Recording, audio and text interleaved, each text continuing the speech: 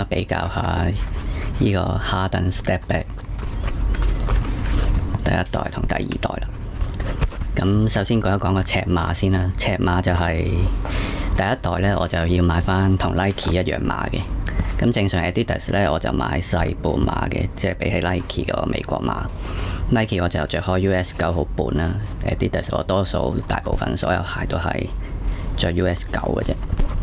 咁但係呢一對呢，我就要買大半碼嘅，即係着翻 US 9號半嘅。咁呢個 Step Back 第二代呢，我就買翻9號就得噶啦。咁就如果講下個抓地呢，其實我覺得兩隊都表現唔錯嘅，冇乜特別大問題，亦都冇話邊一隊特別優勝咯。我覺得都兩隊嘅抓地都可以信賴嘅。咁就講下佢嗰個包裹啊鎖定嗰啲啦。咁包裹鎖定呢，就第一代其實一着落去呢，呢啲位成個鞋頭呢啲位已經好夾噶，啲鞋帶根本你都唔使再去調校嘅，係咁以上面綁一綁已經成對鞋好紮實。同埋佢你見到佢個中底呢度係有一啲延伸上嚟咧，頂住你隻腳，做橫移呢，就唔會咁容易隻腳走位嘅。咁呢一對第二代呢，就反而就冇佢個中底就冇乜嘢延伸上嚟嘅喎，同埋佢今次呢一個鞋頭呢啲網布呢，都唔係話夾得你隻腳好實嘅，咁就其實我就覺得冇第一代包得咁紮實嘅，同埋你隻腳其實係坐咗喺呢個中底嘅上面，佢唔係藏咗落去，所以有時你橫移做啲大力度嘅橫移，都會感覺到有少少隻腳會走到出去。咁呢啲咁樣嘅皮咧，都有幫助到啲鎖定嘅呢啲咁嘅兩隻 wing， 但就冇第一代咁穩陣。咁佢後踭都有個咁樣嘅塑膠嘅托嘅杯啦，同第一代都係。同埋後踭佢第二代咧，呢一個後踭咧比較斜出去，咁就其實唔係好鎖得實你個腳踭，咁就會有少少覺得甩踭嘅。不過我估呢個係佢專登嘅，即係佢專登做斜啲，等你隻腳活動嘅時候唔好有嘢頂住隻腳啦。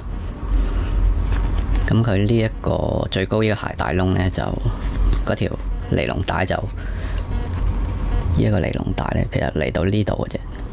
咁正代嘅即係夏登第五代呢，佢呢條尼龍帶呢就差唔多落晒去最底。咁佢呢啲位就慳咗啲功夫啦。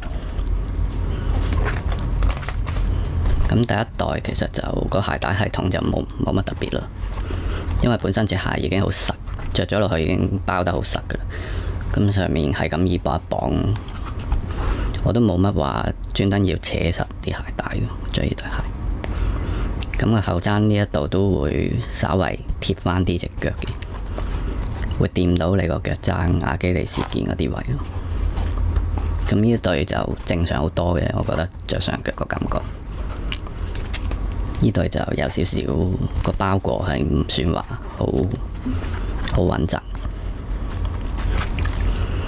咁就講下個緩震方面啦，緩震都係兩對都係用 Bounce 啦，但係呢一對呢個 Bounce 就都幾硬嘅，我自己覺得。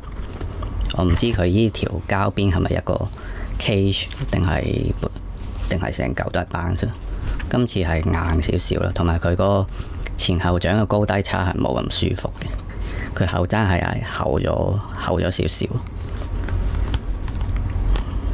但係呢對就前後掌嘅高低差就舒服啲，同埋佢成個 curve 係做得大啲嘅。如果睇個內側，咁每一步咁樣行呢都好流暢。呢對你睇個內側都唔係太弧，即係個弧度唔係好夠。加上佢個後踭又再厚啲啦，咁係有少少撞落地嘅感覺，冇上一代咁 smooth。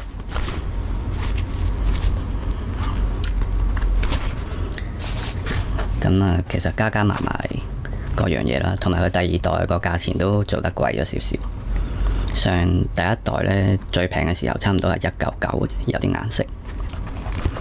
咁就如果兩對同時上架嘅話呢，就其實真係冇乜需要買第二代。第二代就輕幾 gram 啦，我磅過。第一代就好似400幾 gram 嘅，第二代可能都係390幾 gram 咁上下。